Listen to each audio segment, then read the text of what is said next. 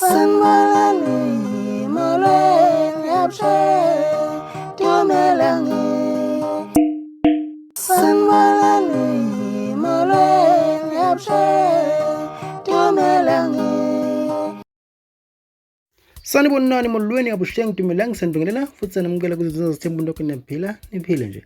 Samukhuleka ukuthi subscribe sicela noma ucindezele kuzoba uqala nqa uthola ama video mabe sokuposta siyabonga. Futhi kushuthi sibikele futhi esipezinye futhi esithi impela sikhuphuke nazo.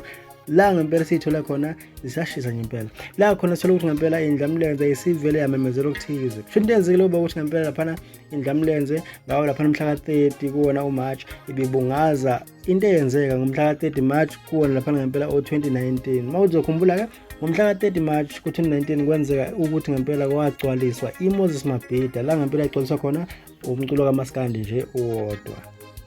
Yebo, ikhuzani gcwalisa eMabhida lapho ngempela umcimbi ngokhuzani ngempela lapho ke yagcwala eMabhida. Futhi yenzekile manje ukuthi ngempela lapha indlamlenze ibibungaza usuku ibonga nje futhi abantu ikhuluma amazwi athize kade edlulisa ukubonga kubantu ukuthi umlando waqopheka ngawo lapha ngempela umhla ka-30 kuwona uMarch. Futhi ke manje indlamlenze ibe siyakhuluma ukuthize futhi emva kokuthi bekade ibonga lapha nabalandeli.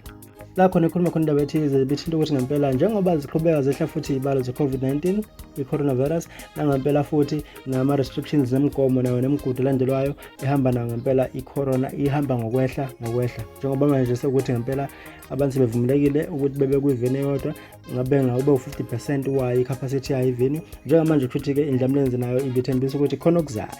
Ake sifunde ukuthi ngempela ibitheni indlamlenze la ibhale khona. Ibhale ukuthi kwakumhla ka-30 March 2019 lapho khona kwaqopheka umlando egameni likaMaskandi wonke jikelele. Lolu suku alisoze lwalibaleka enhlizweni zabo bonke abathandi bomculo. Namanje nisabonga ngisanconcoza ezakwenza kwadlala enkulu indima egameni likaMaskandi. Njengoba izwe livulwa nje kancane azilunge izikipa na yonke imfaniswano. Amabombo azobheka eOrlando Stadium. Uma selivulwe ngokuphelele umlando wethu uyohlezi ungowethu.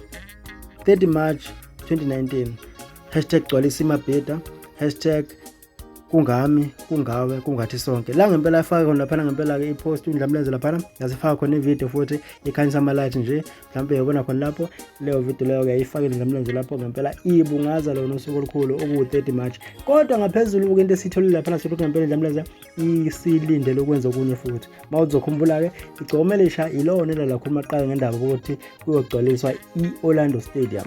La ikhuluma khona emva kokuthi indlamlenze yasishilo ukuthi vele nogcwalisa yona iMabhida. Yathi kodwa lapha ngempela igcomelisha izogcwalisa iOrlando Stadium ngomhla ka-4 May. Yebo, ngomhla ka-4 May ngempela lalathi khona lozogcwalisa khona lapha ngempela iOrlando Stadium. Futhi ke kwathi nangenzekalanga kodwa lokho ngezathe ethize ngempela indlamlenze bilokho ibuye njalo ilokho imcofa ngakho noma ithi kumtalapha ngakho mangabe ikhuluma ithi 4 May. Futhi ke indlamlenze sivele yashintsha lento manje ithi yona iyogcwalisa yona ngempela lapha eOrlando Stadium. Akushivo lokho nakucabangani ngokukhuluma indlamlenze lapha ngempela unakho futhi ukuthi iyogcwalisa eOrlando Stadium okuwukuthi ngempela igcomelisha lisezogcwalisa naqala. Shivo lakho phansi comment section usicabangani ngokudabula namhlanje bese uthi nawe sidibana ngokuzayo.